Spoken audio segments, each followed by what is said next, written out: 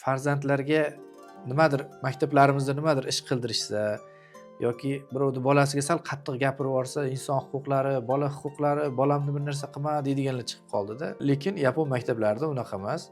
Yapon maktablarida armiyadagi gap tizim shunaqa yo'lga qo'yilganki, hattoki o'sha yapon qizlariga kiyadigan yubkasini chizig'igacha belgilab qo'yilgan.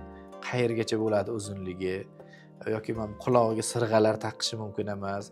Maktab hududida telefon ishlatish mumkin emas. Telefondan foydalanish mumkin emas. Maktabga telefon olib kelish mumkin emas degan qoidalarni joriy qilib qo'yilgan va bunga juda ham qattiq talab qilinadi. Agar o'sha kerak bo'lsa o'sha maktabdan haydab yuborish yoki sinfdan sinfga qoldirish kabi jazolari ham mavjud. Yaponlardagi o'sha qat'iy qonun qoidalar tufayli bolalarda o'sha telefonga mukkasidan ketish boshqa davlatlarga nisbatan kamroq.